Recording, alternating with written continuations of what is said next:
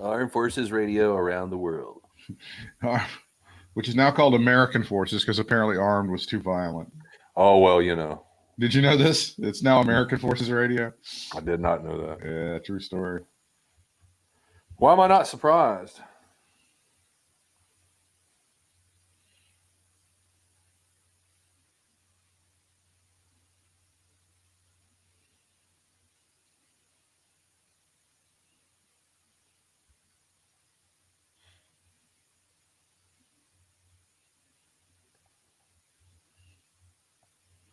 Jeffrey said, girl, never been to Canada. I am dead and going. What is that?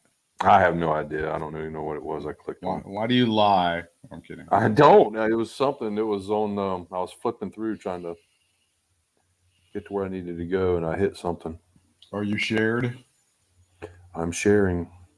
Sharing right now. I'm trying to find them. Sharing is caring. Always.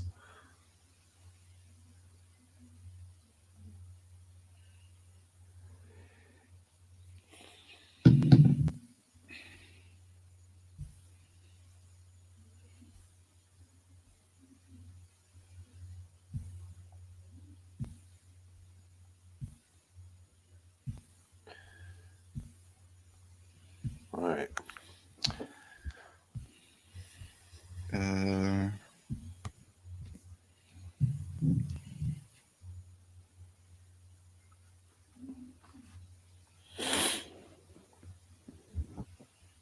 I've had a really tough time this weekend with the 9/11 stuff.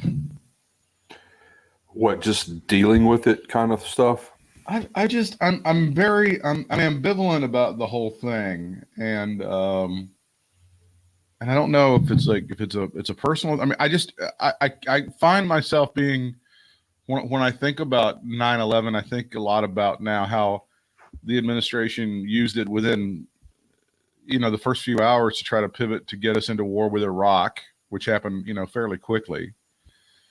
And then I think about all of those first responders who have not been treated right, and they've had to. Jon Stewart's had to go beg for money and shame Congress into paying them off. And I certainly want to honor the victims and the families whose lives were changed forever. But I've just had a hard time with it, given some of the just disappointment and stuff that and going back and dealing with that emotion and everybody just wishing for how united we used to be and all that stuff. I don't know. I can't get to that place. It's weird for me. Yeah, but I know what you're saying, and I'm not going to sit here and say that I'm not, or that I am sold on all these conspiracy theories that are going around about everything that happened that day. And I understand what you're saying. I think a lot of times too, man. I think the Shanksville people and the Pentagon people kind of get swept under the rug a little bit. Oh, absolutely. I would say I'm that's not saying that in any disrespect to the Trade Center people. It's odd, and I was very happy. I thought that was, I thought George W. Bush did a great job at redeeming himself. That speech in Shanksville where he kind of says, well, there's no difference between what happened on 9/11. Basically what he was saying, the stuff that happened on January the 6th is the first cousin of that shit that happened on 9/11 2001. Oh yeah, of course it is. So if you go back in time, and you and I are old enough, it was 40% of my life ago, and similar to you, the amount of hatred that was the thing that was supposed to be drummed into our brains with, it was always a swarthy guy with a 6-foot tall turban. That was the guy you got to worry about. But since 9/11, it's been white supremacy and white nationalism. That's been the true terrorism in this country. And you're much more likely to die of that. But it's much cuter and much easier to try to go and ferret out again some swarthy guy wearing a turban, which is why a couple of Sikhs ended up getting killed in Arizona, who had nothing to do with being Muslim or anything. So I had trouble with all of that, and I don't want to disrespect the memories of the people that we lost, and certainly it was a national tragedy.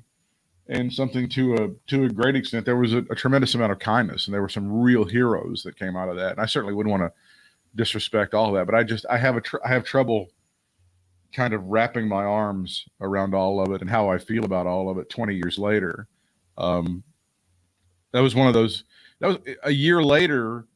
The radio station sent me up to New York, and it was the first time I'd ever been in New York. It was for the first anniversary, and that was an amazing experience, and that was a very sad experience. And it's one of those things that I've come to grips with in my radio career. I would have never been able to do something like that otherwise. I would have never been able to have that experience and that memory if I hadn't, when I was 16 years old, tried to get a part-time job at a 1,000 watt AM station, and continued on and on. So I'm very grateful. Yeah, I'm very grateful for all of that. But I just have there's a lot of ambivalence. And then I know you were busy, so you haven't seen it, but the WWE 9/11 documentary. I just want to say, first off, I went into it with the lowest of expectations. I just want you to know that. I was trying, I'm not really sure what I was thinking, but I was hoping there would be a bit of reflection, a bit of something, a bit of nuance. Something that you didn't really know about that would make you look at it in a different light, in a way, I guess. The home run for me would have been if somebody in power at that point in time, if you'll never get this out of Pritchard, you'll never get this out of Vince, you'll never get this out of Stephanie, but let me dream. I'll just dream for a moment. If someone would have said, yeah, we did it. I'm glad that we did it, but now that we look back on it, I don't know if we'd do it again. I don't know if given the opportunity, if that was necessarily the right thing. If somebody would have said that or some variation of that, I could have been kind of happy. I'm trying not to get angry here. I'm really not, because my overwhelming emotion is just sadness and disappointment. Brian, this may be the most self-serving thing that they've done. This may be. I haven't even seen it, and I was going to say the same thing. I could tell that's where this was going, but yes. I don't want to be hyperbolic. I want to have some credibility among the people that are listening to me, going, "Oh, it's like Dave Meltzer. I'm going to give this 140 stars. Next week, something else. I'm going to give 150 stars." No, in a company that loves to jack itself off over stuff that it's done in the past. To me, this one goes to new heights or plunges to new depths. It is completely and totally the post 9/11. Toby Keith will put a boot in your ass. Daryl Worley, have you forgotten? Macho, dick swinging, in your face, fuck you, Bin Laden bullshit that was prevalent in the days and months following 9/11. That's what this is. Now, is it like, are you saying like the people they talk to today about it? Yes. Or is it, they're still in that mind frame? Oh, okay. My God, are they? Vince McMahon could not be more congratulatory to himself for giving the speech at the beginning of SmackDown. He could not be, and everyone, I'm going to tell you, among the players in this thing, the guy that I give a pass to, the guy that I am most likely to give a pass to is Mattress Mac. Is that ubiquitous character? You're very familiar with him from when your mom lived in the Houston and Galveston area. And Mattress Mac has done a lot of stuff over the years to help out people after natural disasters, and he's just a great guy in the community. So Mattress Mac is portrayed as one of the movers and shakers that made this thing happen on 2 days following this massive attack in America. He's one of the guys that really pushed and help get the city leaders together and make sure that they could have a show 2 days after this awful thing, as the stench of human bodies is clogging up the air in Manhattan. Everybody else is I can't give anyone any pass, but Bruce Pritchard is just beaming, talking about how great it was that the company did this. And like, fuck you, and how dare, just knock this battery off my shoulder. We are the greatest for doing this. We really stood up to terrorism, and goddamn, aren't we awesome? That's the prevalent feeling of this documentary. I want you to watch it, and I want you to literally tell me if you feel differently and you go, Britt, you're absolutely full of shit. You're reading something into this that's not there. I think you're going to agree with me when you see this documentary, but it is so, to me, infuriating and self-congratulatory and I really do think it's the most self-serving thing they've done. Well, I don't know about you, but thinking back when it first came on, I felt a little weird then about it, about them having it. As much as I'm a wrestling fan and I wanted to kind of get my mind off of things, but at the time it was weird. Felt a little sus, you know. It was weird, little freaky. But I just felt like I was kind of watching it, but gritting my teeth at the same time, going, I don't know about, I guess this is okay, you know. But I'll watch it and I'll let you know. But I have a feeling I'll agree with you at the end. I did see one. I saw because the NFL was doing a lot of stuff too, and they canceled the games that weekend, obviously. And the statement from one of the players is we shouldn't be playing football. You know, obviously that was, I want to say the 16th of September. And if you shouldn't be playing football, you shouldn't be fake fighting 2 days after. Right, exactly. See, that's what was turning in my head at the time. That nobody else was doing anything except wrestling. And then they show, it's just I can't. I listen. I'm going to plug another podcast. It is the Lapsed Fan podcast, and they do a great job. They do very, very detailed deep dives, and when you go into some of the articles and books that were written about it, you realize that, again, as Manhattan, the company decided on Tuesday, the 11th of September, as human bodies and the dust of same are floating through Manhattan, that they're going to have the show on Thursday. They're going to do it. Now, they haven't gone to the people in Houston and said, can we do this or anything else? But they've decided on the night of September the 11th, we're going to have the show. We're going to do it. Which is kind of, I don't know if that's even. How do you sit down and even have a logical I don't frame know. of mind, normal frame of mind conversation about something like that on fucking September 11th? And there's literally minutes and hours after shit happened. Oh, we're gonna do this. Oh, I know somebody's fingers over there in the gutter. We're gonna have a show in Houston. And we're gonna show. It's gonna be so good. I don't understand. How that. And nobody, I don't think there was anybody that said or even felt like they could say, I don't know, maybe we shouldn't be doing this. And there's always been this company mythology that they said to the talent, okay, if you don't feel safe, you don't have to perform. You don't have to be at the show. Now, clearly there were a few people that were told this. But there's been several wrestlers who have come out in the year since and said, no, I never had that conversation. Nobody said to me that it was not a compulsory activity. there was nobody that. Plus, they're trapped in San Antonio or Houston or wherever. They can't go home. There's no planes. I mean, unless you're in the Saudi royal family, you're buying horses in Kentucky. There's no planes in the sky to get. Yeah. But no, there were several people who felt like they were not really given a choice. Matt Hardy in his biography walks out with Lance Storm when they're in Houston the day of the show, and Lance Storm goes, I don't think we should be here. I don't think we should be here. See, he's one of the ones I would think that would exactly say that. You know, if anybody was going to say that, he would be one of the ones I think would say, yeah, I don't think we should be doing this. And then the boys at the Lapsed Fan podcast do make the point, and we'll underline it here. Extreme radical Islamic terrorism across the globe for the past 30. Let's just say, let's be conservative and say 30 years. Let's talk about the post-Afghanistan era, like the post-Soviets leaving Afghanistan era, which was kind of the juice of all of this. We helped fund bin Laden and his merry men as they helped fight the Soviets. And then we pissed off bin Laden when we went to Saudi Arabia at the invitation of the Saudi Arabian government to fight the first Gulf War. That's what really started him wanting to kill infidels and such.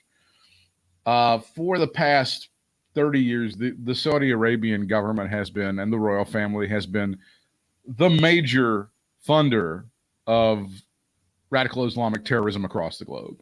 It probably doesn't exist, and certainly not to the level that it does without the Saudi Arabian government. So now, of course, the people who wanted to show you how kick-ass they are on 9/11 are jumping all over themselves to grab money from the Saudi Arabian government and head back there as quickly as they possibly can. That is the Vince McMahon story right now. Right. I mean, it's so disappointing, and I kept waiting for where's the moment of reflection? Where do we get to the part where they go, "Oh, we were sad and everything was bad and maybe we shouldn't have done." No. Bruce Pritchard beams.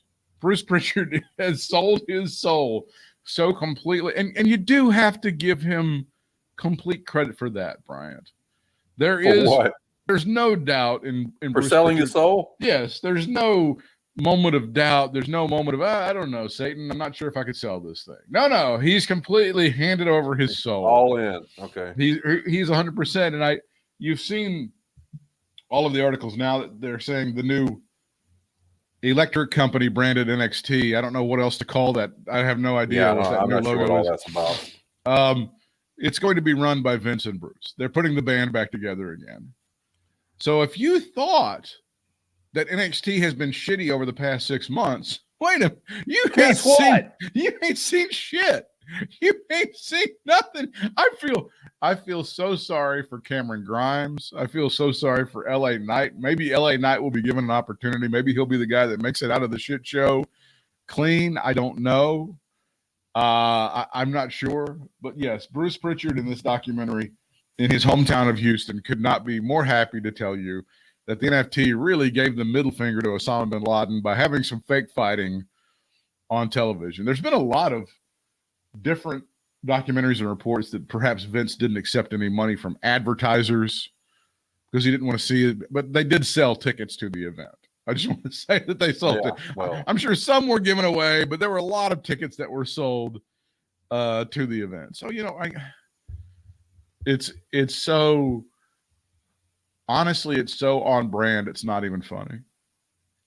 It's so, I was expecting anything but the straight stereotypical, but no, they gave you the Big Mac and you ordered the Big Mac and there was no variance. It was 2 all beef patties, special sauce, lettuce, cheese, pickles, onions on a sesame seed bun. They served it right up to you.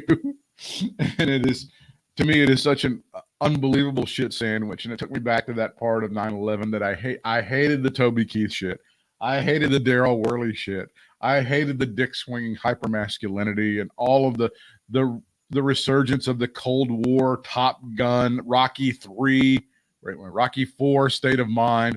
I hated all of that, and it all made a fantastic recovery in the days and weeks and months after 9/11. It was just, let's go kick ass.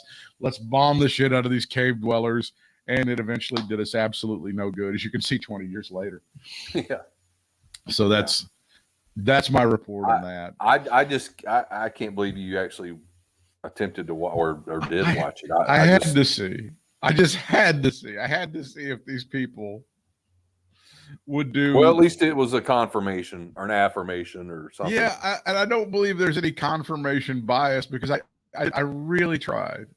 I just want you to know, Brian, I really tried to give these guys some sort of benefit of the doubt. They don't deserve it. They've never have. But I want you to look at it. And now it's up to, we've talked over the years about the breast cancer stuff and about Connor's cure and about all of the various things that they've done, which have been so self-congratulatory. They've been so self-serving. To me, this one absolutely 100% takes the cake.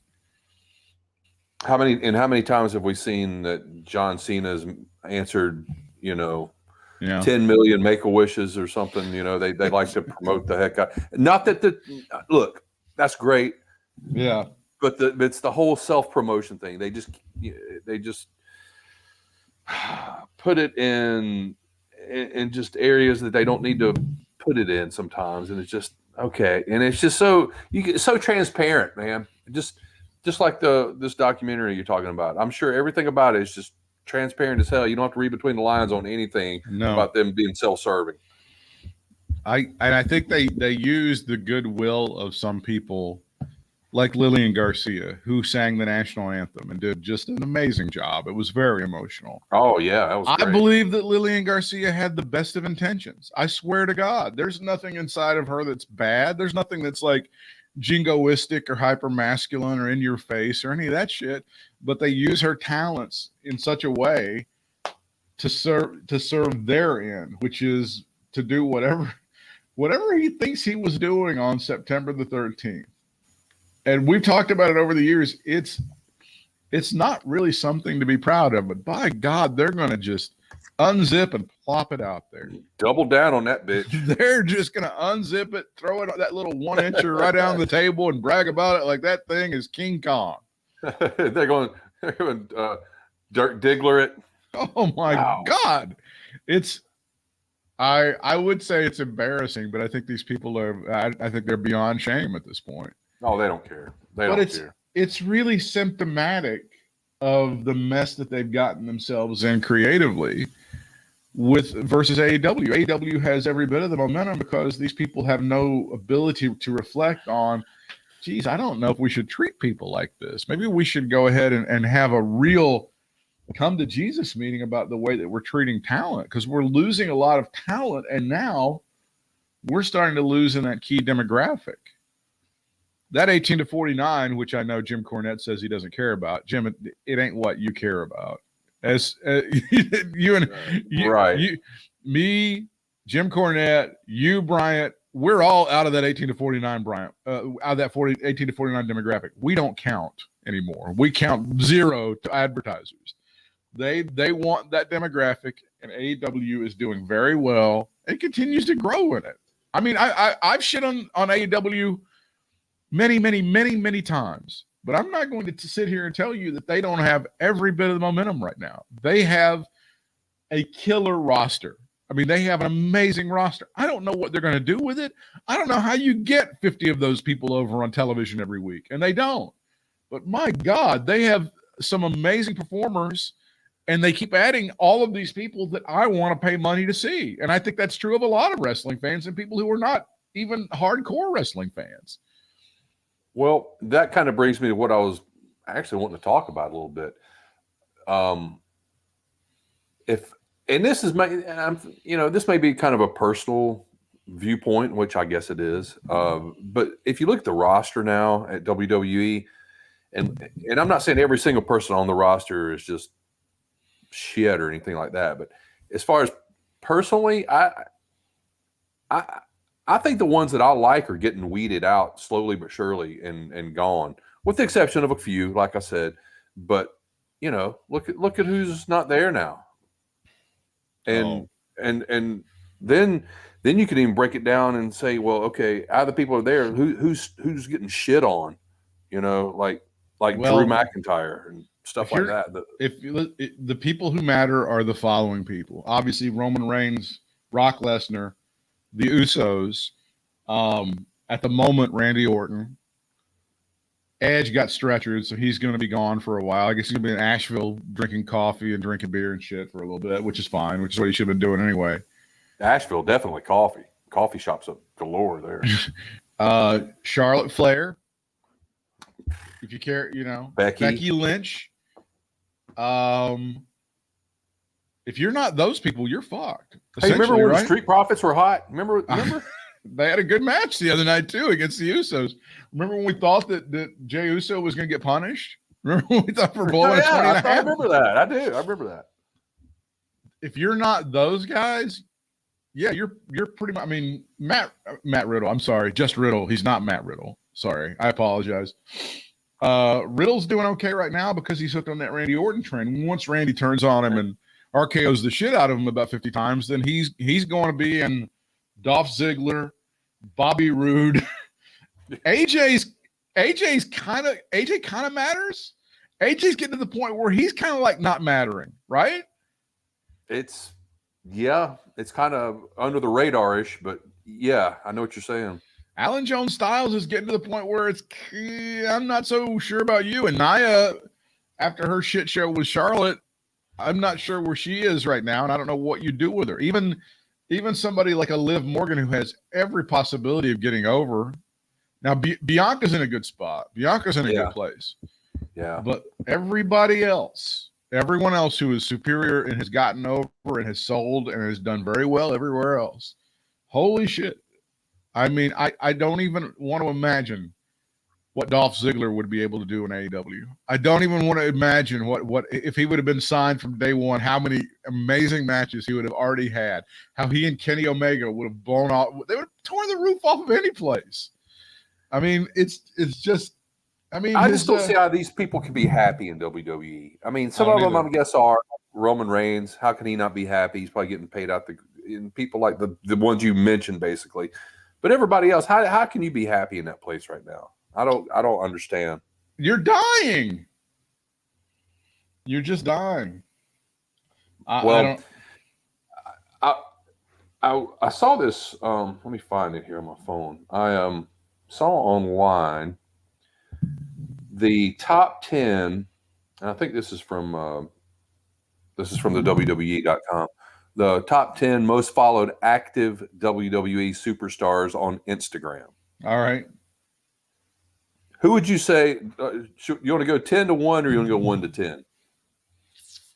Let's go 1 to 10. Let's go from the top all the way down. On the current roster right now, because John Cena's not on the current roster, right? Right. The active roster right now, male, female combined. Who do you think is? I will say Charlotte Flair's number. I'm gonna say Charlotte Flair's number 1. Charlotte Flair's number 7. Jeepers! Charlotte Flair's number 7. Matter of fact, the number 1 is considerably ahead of number 2. To be honest, number 1 would be Randy Orton with 6.1 million followers. Number 2 is actually who I thought was going to be number 1. Have any guesses? It's a female. I don't know. Alexa. Okay, there we go. But the one thing about Alexa, I don't know how closely you keep up with her pictures and stuff, but one thing I've noticed, and you can correct me if I'm wrong if you start to pick up on this and watch over the trend here, but anytime she puts up a picture of her and boyfriend, yeah, I mean, don't get me wrong, it still gets like 50,000 likes, but compared to hot Alexa pictures and just regular Alexa pictures, they get like 200,000 likes. You know, I don't know. I've given up hope on thinking we're gonna get hot Alexa back. Nah, well, we're not. Do you think it's one of those things like people, like the guys that follow her just don't want to be reminded that she's all booed up? She doesn't have, like, she has a significant other, like back in the day. Well, I think it's both. I think it's guys and girls see that and go. The girls are like, you know, I don't know. I don't want to say it's jealous or anything, but you know, I don't know this Cabrera guy that well, but he just seems annoying to me. He might be the nicest fucker on the planet, but he just comes across as being an annoying. What's the dude? Our boy, Bruce's buddy, Johnny. What's his name? Oh, yeah, Johnny Fairplay. Fairplay. That's who he kind of reminds me of. And he may be totally different from that dude, but that's just looks wise. And I'm just thinking, well, if he looks like that, he's probably somewhat like that. But I don't know. But I just noticed that trend that she doesn't get as nearly the likes when she has him in her pictures on Instagram. So I thought that was interesting. This just occurs to me though. If AEW was a company at the same journey it is now, almost 2 years old, been on television for a little while. What do you think they would have done in a 9/11 situation? Do you think they would have tried to have a show 48 to 72 hours after? Even knowing on being the Tim Tebow guy that he is, do you think that they would have done it? I don't think so. I'm just going to go on a limb and say no. I think there's a little more reflection in that company. The corporate era of WWE, and that is since they become a publicly traded company, it's been such a different story. It's been such a completely different story. It used to, and somebody, I think Cornette was talking about this. Like, there used to be a chance that you could go up and you could talk to Vince about your character and some storylines that you were having and some ideas and your frustrations. There used to be that, you know, Right. And that's gone. There's so many layers of humanity between you and Vince McMahon. And that relates to the Mick Foley video that everyone's talking about, where if he was a huge talent right now, he doesn't know if he would trust Bruce Pritchard, Johnny Laurinaitis, and, you know, the Get Down crew and that writing staff that doesn't know anything. I don't blame him. Shit. I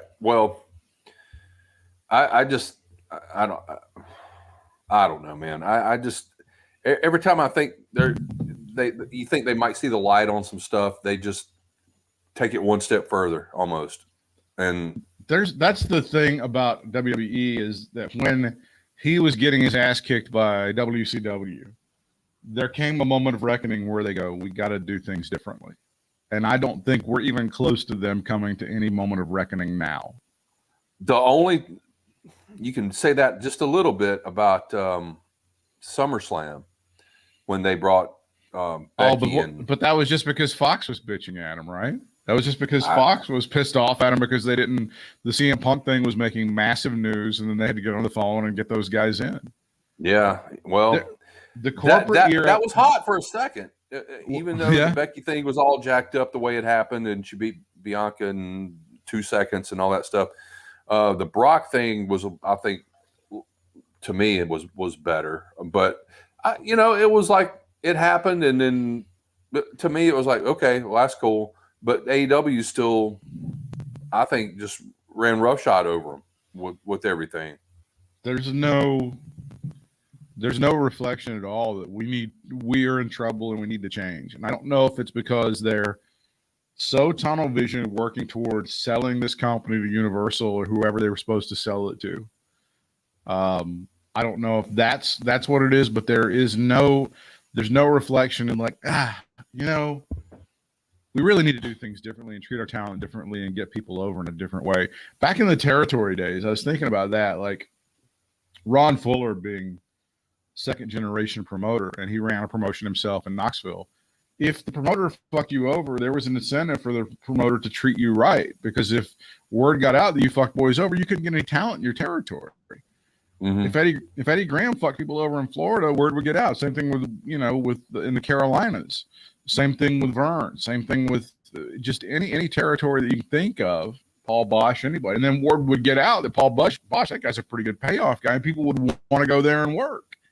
Yeah. And on top of that, when Ron Fuller would bring in the world champion, he'd bring in Harley Race into Knoxville.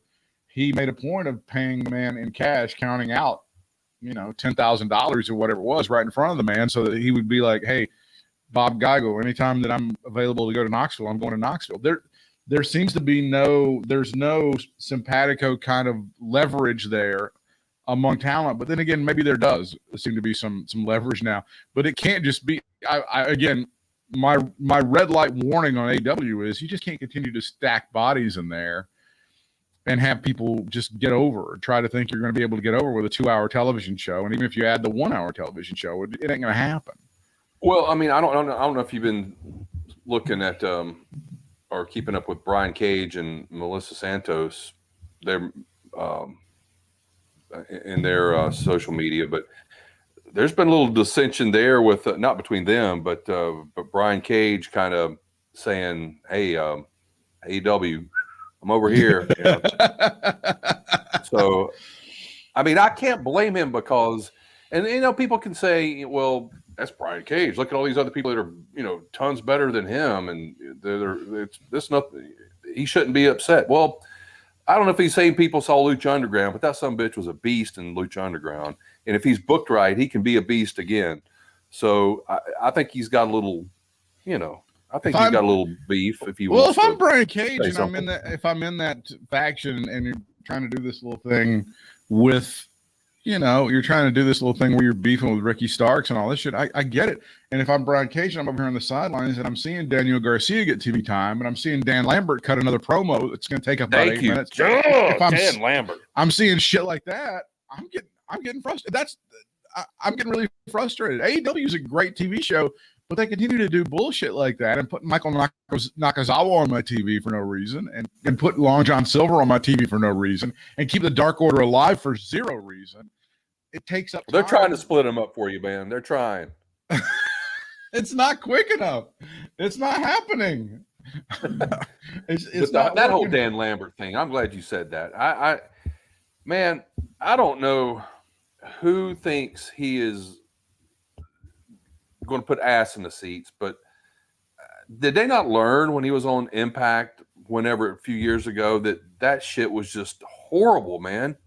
Remember that whole thing when he came in with those guys, the All-American, whatever they're called, and Bobby Lashley got thrashed he kept getting Moose or whoever it was. I can't remember, but it was just, that whole thing was just horrible. And I can't believe Tony Khan brought him back in here. He's just useless, man.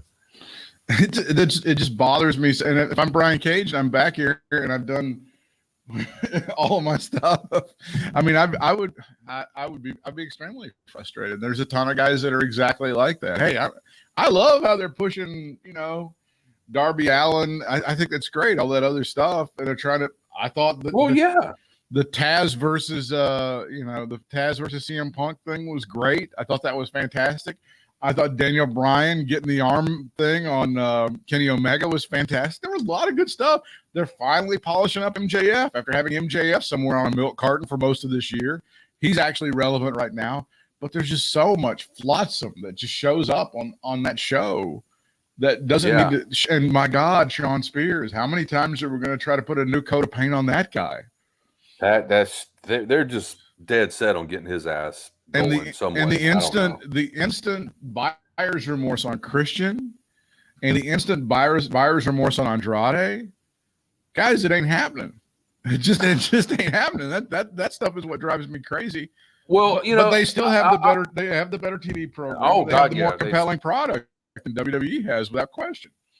Well, I don't know. I was with you on the buyer's remorse with Christian there for a while, but now that I've seen what's happened and how that kind of has played out, I can let him go on that. I think he kind of came in and did what he was supposed to do and gave people what they want. Because I mean, god dang, man, that match against Omega at All Out, that was a good match. Absolutely, it was. So I mean, I'll give props to Christian for that. But again, the whole Dan Lambert thing and the whole damn Dark Order thing, I'm with you on that. I'm getting tired of that. Just trim the fat, man.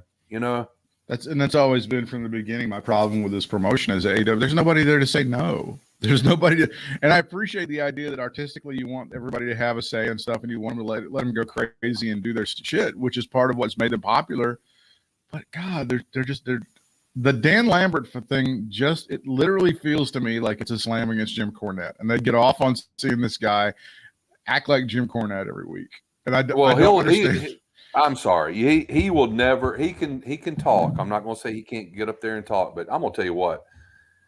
Cornette can take him to the woodshed. I mean, on the mic, there's just, I don't think there's any comparison there. But the point is, for the AEW fans, Dan Lambert says a lot of the same shit that they think Jim Cornette would say, and so it gives them a chance to shit on Jim Cornette without bringing up his name. But it seems to be all about him. To me, that's what it's all about.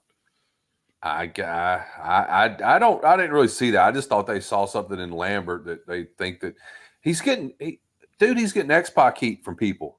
People don't like his ass. Oh yeah. But again, here he is cutting him, and it's sad that Scorpio's been involved with that. Scorpio Sky's a fantastic talent. I don't know why they thought this is the guy that you need to be. I don't understand. I never understand that. No, I don't either. I don't get that. And one more thing about Brian Cage before we move on or whatever. If they could make him the beast that Lucha Underground made him and run rampant and like have him end up like meeting up with Miro in the end or something like that. What? Come on. Yeah. What's wrong? I mean, I don't know. I just think sometimes, and it may just be a case of AEW does have too many people right now that more than they know what to do with, and inevitably somebody is going to get left out in the fucking cold that probably doesn't deserve to be left out in the cold, and maybe Brian Cage is that guy right now. There's several guys that are going to be like, and there's probably several more besides him. Yeah, I mean, if you think about it, like, I think that Ricky Starks should be getting a lot more time than he's getting. You know, and he's got a title. He had a belt. I know. He's got a belt. So it's like, I don't even remember the last time that he wrestled. He wasn't on the pay-per-view, right? There was no Ricky Starks match on the pay-per-view. I haven't seen him in, I don't think he was on Rampage or Dynamite either one this week. He cuts promos. I mean, the joke right after CM Punk made the awesome debut on before Labor Day weekend, and it was the shot heard around the world and all this other shit, was, all right, tonight on AEW Dynamite or Rampage or whatever we're doing, CM Punk's going to cut a promo. That happens 2 or 3 times. It's another promo from CM Punk. You're going to, and then eventually Daniel Garcia becomes the first man to touch him in a wrestling ring in 7.5 years or whatever it was. And I just don't get it. And we still don't know. I think the FTR boys have been compromised through a terrible situation. I saw your eyes get really wide when I said that. I don't know what to make of all that. I just can't believe they're getting screwed over once again, it looks like. And what is all this with the Sting and Tully? Are we going to see a Sting and Tully Blanchard match? Tell me we're not going to see a Sting and Tully Blanchard. What was the match that he insisted on making for next week that Tully was insisting on in that promo? Because it made no sense to me. It was like, and I can't even remember what it was, but it was like, why are we doing this? And then Brock Anderson. Do we need Brock Anderson to get over? I don't understand. There's too much of that going on. Here's the Samoa Joe relinquishes the NXT title due to an undisclosed injury. This was a video that he released, and a video released today, Sunday, as we record this. Samoa Joe relinquished the title due to an undisclosed injury. Joe said that the WWE medical team told him that due to certain injuries, they wanted him to step away for a brief but undetermined amount of time. He said that because of the new era of NXT that is about to begin, they deserve a fighting champion, so he was relinquishing the title. He wished luck to whoever held it next because he was going to come for them. The future of the title is expected to be announced on Tuesday's live show, a 4-way number 1 contenders match between Pete Dunne, Tommaso Ciampa, Kyle O'Reilly, and LA Knight. Oh, I don't see Cameron Grimes' name in there. So odd. How about that? I'm glad LA Knight's in there anyway, because LA Knight, as we know, lost the $1 million thing. But anyway. Yeah. Joe won the title at August TakeOver 36 by defeating Karrion Kross after being released by WWE in April. He was re-signed to NXT, returning as an on-screen authority figure in June. In addition to the on-screen role, he's working in the NXT talent scouting department. Wait. We're not scouting for talent anymore. There is no talent scouting department in World Wrestling Entertainment. They're not looking in the indies for any stuff. They're not looking for anybody to send them YouTube videos or anything else. I thought Nick Conner was just going to be with his buddies at CAA, and any muscle-bound actors they could send his way. Come on over. I thought that was the plan right now. I came across this clip from I want to say it was post All Out, maybe with Tony, with TK, and I want you to listen to this. Oh, you got a clip? And tell me, and I want you to tell me what you think he means by this at the end. All right. He had a handshake, and I trusted him. Same thing with Brian. Brian and I think Brian just signed. So. All right. Let me tell you what he's talking about, trusting Daniel Bryan as far as handshake deals and that sort of thing. So just listen to what he says at the very end. It's coming up. I trusted him. We have a good relationship, and we built that. Same with Austin. Punk didn't actually sign anything until. Catch that? Austin. I've heard this rumor. I've heard this is like the persistent rumor. So what can there's no other Austin except Steve. So I mean, I don't know who else he could be referring to. What do you realistically think that Steve Austin could do in All Elite Wrestling right now? Just basically what he's doing in WWE and making appearances. and So talking shit. This legitimizes the promotion. You pay this guy a tremendous amount of money. He comes over, he cuts some promos. He can't get involved physically with anything. Maybe he referees a match or something like that, and he gets eyeballs that used to watch the product 24 years ago to AEW now, which is not the demographic they wanted. That's people our age. That's people my year. They don't want old people like us watching that show. I mean, I know we've told our children, and some people told their grandchildren how great this Austin guy was. And yes, that will. But I don't know. Again, I don't see the point as far as getting Steve Austin in to try to legitimize your promotion. To me. Oh no, I mean I don't think they need him to, but I just found it interesting that they may be even trying to get him. I don't know that they need to get him, but I don't know. I just thought that was interesting. I had to when I heard that, that was the first time I'd even ever heard about anything. Yeah, about Austin going there. So that was new to me. So I didn't know.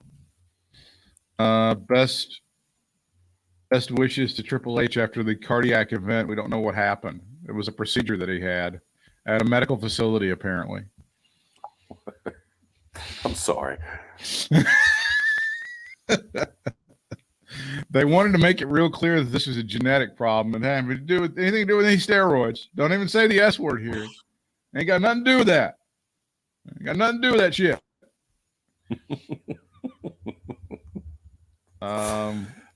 But you know what? Funny thing. As soon as I saw that story, what do you think the first thing I thought was? Steroids. Thank you. Come on. They've had this. I've gone back and I've listened to Conrad with Bruce about the Brian Pillman thing, and immediately, after on the pay-per-view the night they found out that Pillman was dead, Vince McMahon started, well, drug overdoses are a problem in Hollywood and in the music entertainment world everywhere else. And Conrad goes, well, if it's not drugs, then why did he say it? Well, he knew they were going to say it. He knew the media was going to start saying that, so he just decided to head it up. It's it's unapologetic. Nip it in the bud. He's able to justify Vince getting Melanie on TV and paying her big sweaty wad of money or whatever. All that's great. All that's wonderful. No problem there. And I'm glad Vince did it and everybody shut the fuck up. Again, the completeness with which Bruce Pritchard has handed his soul over to the devil. And I hope he's getting paid well, but something tells me, speaking of heart attacks, I think he's already had one or two. I would dare say he may be headed for another one. And I don't know what kind of stock options or bonuses he's going to get if they sell to Universal, but I hope that all of it is worth it, because I don't feel like he's living a healthy life or what it needs to be. There's the story. And they are saying it was a cardiac arrest now, at least this particular website is, which I had not heard. I heard it was a cardiac event and he had a procedure. So it was a cardiac event in a medical facility is what it was. That's what it is. He's expected to make a full recovery, and they're not providing any more details. That's what the WWE is saying. God damn it. He didn't take steroids, and if he did, he should have.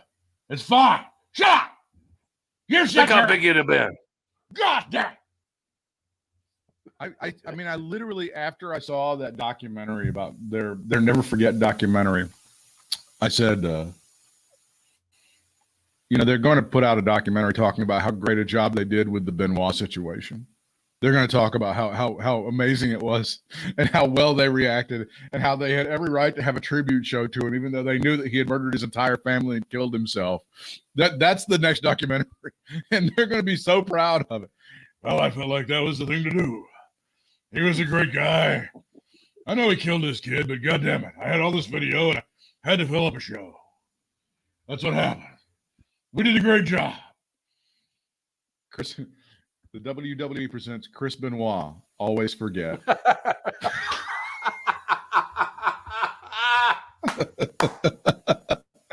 Coming to the cock. Soon. The cock. Coming to the cock. Chris Benoit. Always forget.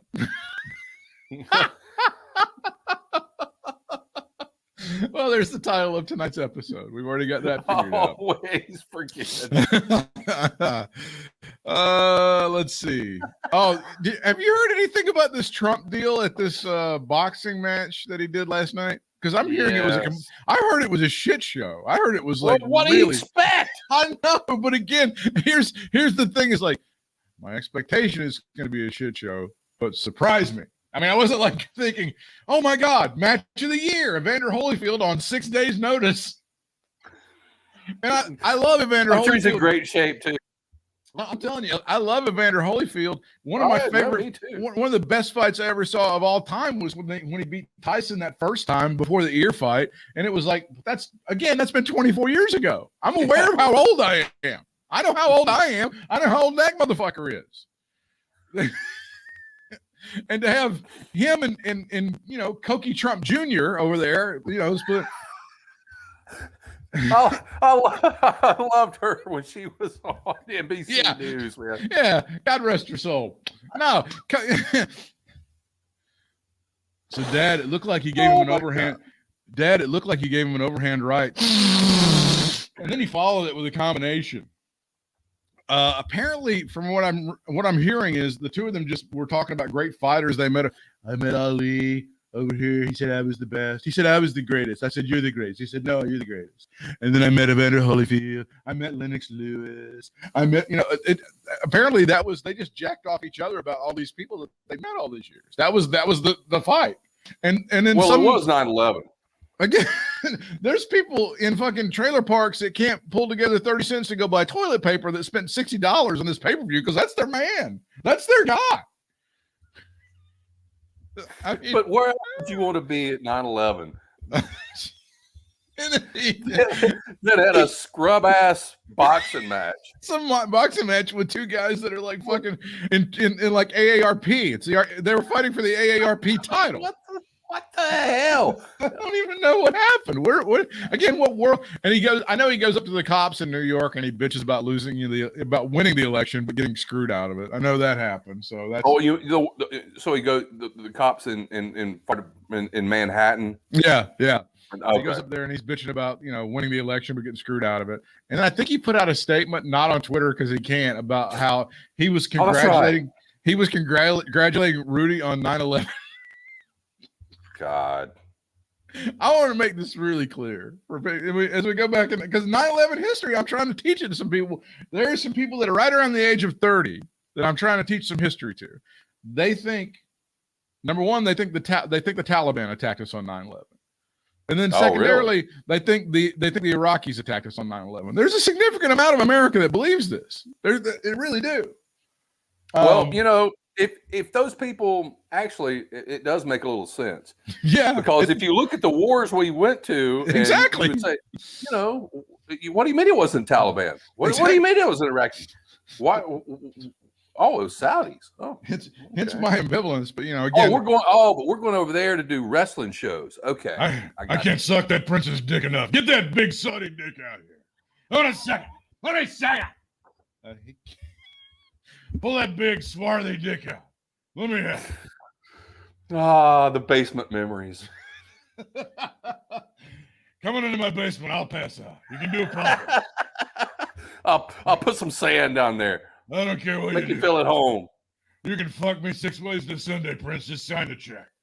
I don't give a shit. Just good luck getting out. Oh, you guys make sure you got that transpo locked up as you get out because Vince is going to get out. Heyman's going to get out. Pritchard's going to get out. Big John's going to get out. Yeah, I'm going to be fine. I'm on the private plane. Everything's going to be fine for those fuckers. Matter of fact, I think I'm just going to stay on the plane the whole time. Just be ready. Rock's going to get out, but I'm going to tell you, everybody else, and I don't think I'm going to let any women go over, but if you Dolph Ziggler's, you Robert Roode's, you AJ Styles's, I don't know if they're going to let the Street Profits go or not, but if those guys go and if they let the Usos go, I don't know if y'all going to have a ride back so much. So you might want to figure out your transpo issues one way or the other. I don't know if NetJet's going to help you out. The point I was making about Rudolph Giuliani, he was a suck-ass mayor before 9/11. I would not criticize him for the job he did during 9/11. He was suck-ass after. There was a tiny little window little bit in there where he showed some leadership, and by God, he made sure that he reminded you all the way up until now. The All last 20 fucking years, yes. you remember the joke. All that Rudy Giuliani is subject verb 9/11. That was the thing. That's all that motherfucker talking. Subject verb 9/11. Conjugating a Rudy Giuliani sentence. He kicked his wife out of the fucking mayor's mansion and had his whore in there. I mean, it's unreal. I mean, these are the things that happen, but people forget because he's great during that. He sucked ass before, he sucked ass after, and he's sucking big ass now, and maybe he'll go to jail. I'm hoping for it. Let's see. ROH Death Before Dishonor. Oh, they did that already. Yeah, I watched a little bit of that tonight. You saw the Brian Pillman Jr. You saw that his sister had the baby. Yeah, That's amazing. He said MJF made her go into labor after all that shit. Fucking shit. Oh my God. I have to tell you, that was amazing. Your mom, Methany. Oh my God. No.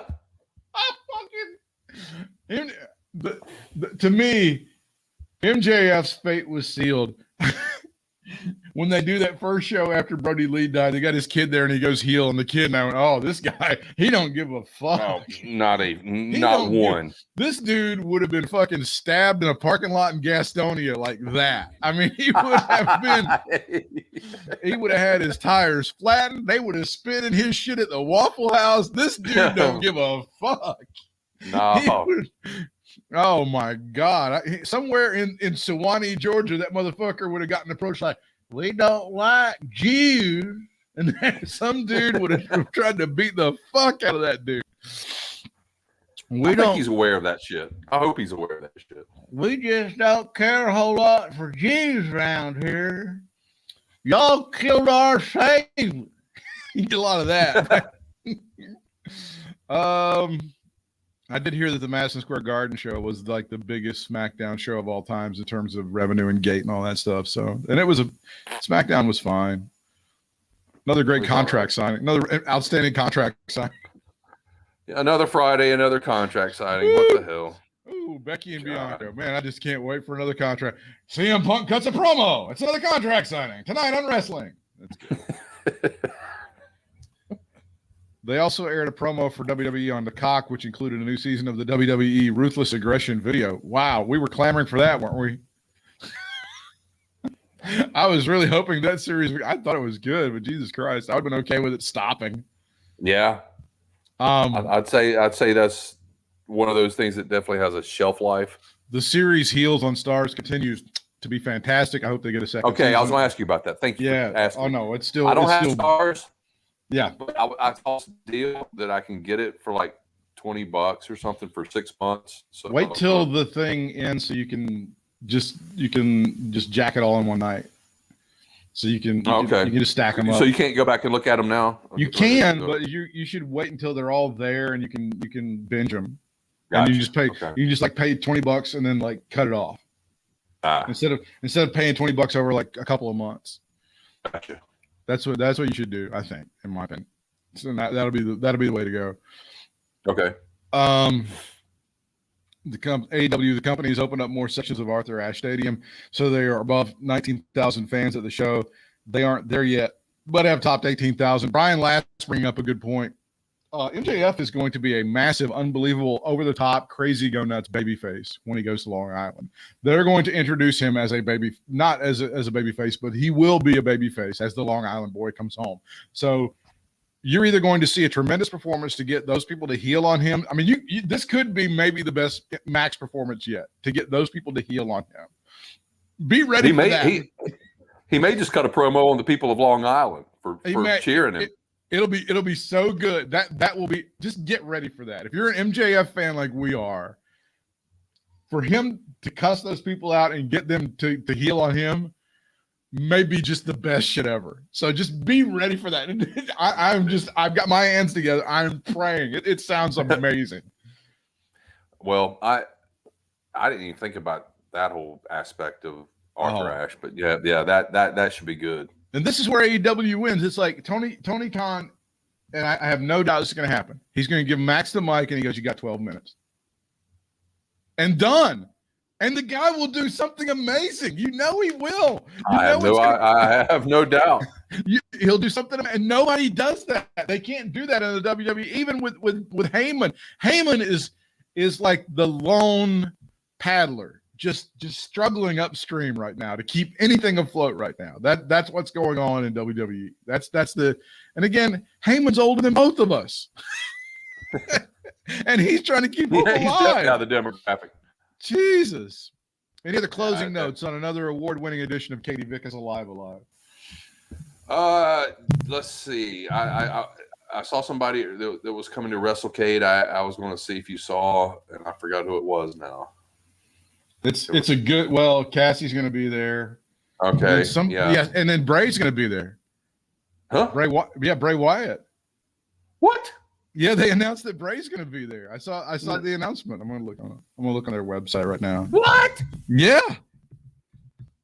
It's some amazing shit that's going on right now. I'm speechless. I totally missed this. That wasn't who I saw, but I think it might have been the Iconics that I saw. The Iconics. Let me see. Man, Bray. Wow. Matt Cardona and Zack Ryder are going to be there. Let me look at their Twitter account because I thought I did. I don't want to speak out of turn, but I think I saw that maybe on Friday or Saturday. There's Matt Cardona. The first WrestleCade champion returns. I see this showcasing Sean Ross Sapp. The Good Brothers coming back to WrestleCade. Good Brothers, yeah. The Inspiration we talked about. There's Adam Scherr. There it is. Adam Scherr. Braun Strowman will be there. Yep, that tweet came out on September the 8th. Okay. That's you said Bray. You meant Braun. Oh yeah, I did mean Braun. Yeah, I'm sorry. Braun. Okay. Yeah, that's what fucked me up. Sorry, Braun Strowman will be there. Oh, and wait a minute. Our favorite, Shawn Spears. Shawn Spears also performing. There's Malachi Black and Gail Kim, the TNA Hall of Famer. Yeah, and Gail Kim. I would like to have QT Marshall, and I'd like to have QT Marshall just be run over by somebody. Tattooed on your arm? What did you say? If somebody could run over him in the crosswalk over there on right in front of the Benton Convention Center, that would be great. No, I think Gail Kim, actually, I think that's great because I think she'll be there for that TNA thing on Sunday. So you're going to be so surprised at how beautiful she is in person. As good as she looks on television, it's 10 times more in person. I'm telling you. I'm telling you. She's gorgeous. It's almost, I believe it, man. It's almost like, Madison looked really good on TV, but Madison, when we saw her up close, was even more gorgeous. Oh, she looked like a porcelain doll, dude. Oh, she's unbelievable. And Gail Kim is you're going to be stunned. Bryant is followable on the social media, Instagram and Twitter, @Bry Sports, BRY Sports. Stanley Jackson 23 is how you can get a hold of him on TikTok. The show is Katie Vick Alive. That's on the Twitter machine, Katie Vick Alive. I myself am @Britt Whitmire, BRITTWHITMIRE. And also B-Dub for Reels, BDUB, 4 REELZ. That is on the Instagram machine. You can also listen to some more of my politics on the Brad and Britt cast and follow us @Brad and Britt. If you want to support what we do, you can also shop on our Amazon store, which is katievick.com. Real easy to do. It doesn't change the price of the stuff that you're buying, but it helps us out. katievick.com. Until next time, we'll see you ringside.